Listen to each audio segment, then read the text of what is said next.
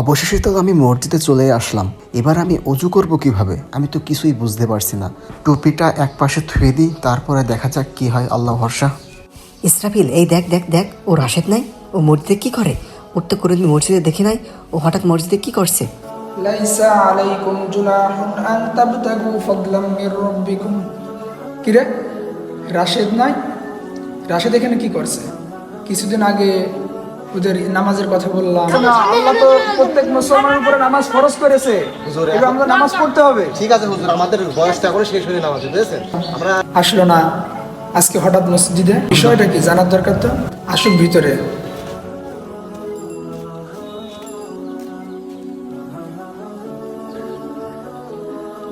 আমি যে রাত্রিবেলা স্বপ্নটা দেখলাম, বিষয়টা তো হুজুরের কাছে জানতে হবে। আমার তো কেমন কেমন লাগছে, হুজুরের কাছে জানার দরকার স্বপ্নটা কি। যাই।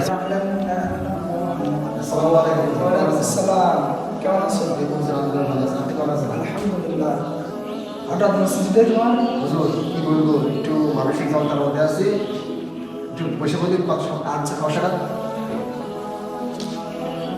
বলেন হুজুর। ঠিক আছে বাবা। আপনি এই যে আমাদের কিছুদিন আগে দাওয়াত দিয়ে কাজ করলেন না, আমাদের অনেক বিষয়ে আমরা ফ্রি ফায়ার পাবজি গেম খেলছিলাম। আপনি বললেন যে আমাদের নামাজ পড়া দরকার। সেই বিষয়ে আমি তাকে একটু ভাবলাম, তারপরে ঘুমিয়ে পড়লাম এবং তারপরে স্বপ্নে দেখলাম যে আমার ফেরেস্তা কোন এসেছে, এসে জিজ্ঞেস করছে তোমার রব কি? আমি প্রথম কোনো উত্তর দিতে পারলাম না। তারপর তোমার আছে দিনকে, আমি দিনের উত্তর দিতে পারলাম না। কিন্তু আমার সব কিছু মনে আছে, এখন সব কিছু মনে আছে, কিন্তু ওই সময় আমি কিচ্ছু দিতে পারলাম না। তারপর তোমার নবীকে আমি কিন্তু ওই সময় কিচ্ছু বলতে পারলাম না। এখন এই যে আমার স্বপ্ন দেখাচ্ছে, কারণটা কি? এটা খুলে বলতে একটু ভালো হতো। কারণ হচ্ছে তোমরা যে খারাপ কাজের মধ্যে ছিলে, এই জন্য আল্লাহ সুবহানাহু ওয়া তাআলা তোমাদেরকে সতর্ক করছে যে তোমরা যেন ভালো পথে ফিরে আসো, আল্লাহর পথে ফিরে আসো, ইসলামের পথে ফিরে আসো। এই জন্য তোমাদেরকে পাঁচ ওয়াক্ত সালাত তোমাদেরকে আদায় করতে হবে। তাহলে তোমাদের পরবর্তী জীবন এবং আল্লাহ যে প্রশ্ন করবে, এই প্রশ্নের উত্তর তুমি সুন্দরভাবে দিতে পারবে। ওই সময় কিন্তু আমার কিন্তু সব, এখন আমার সব কিছু মনে আছে, কিন্তু ওই সময় আমার একটা কিছু মনে হয় মাথার মধ্যে কোনো কাজ করছে না।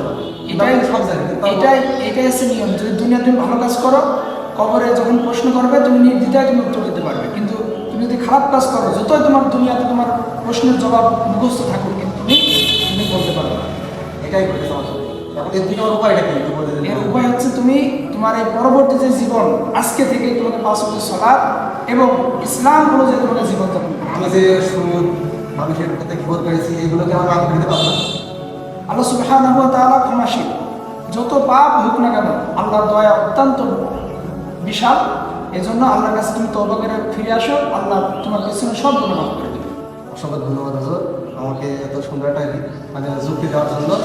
আল্লাহ আপনাকে উত্তম মর্যাদা দান করুন। ধন্যবাদ।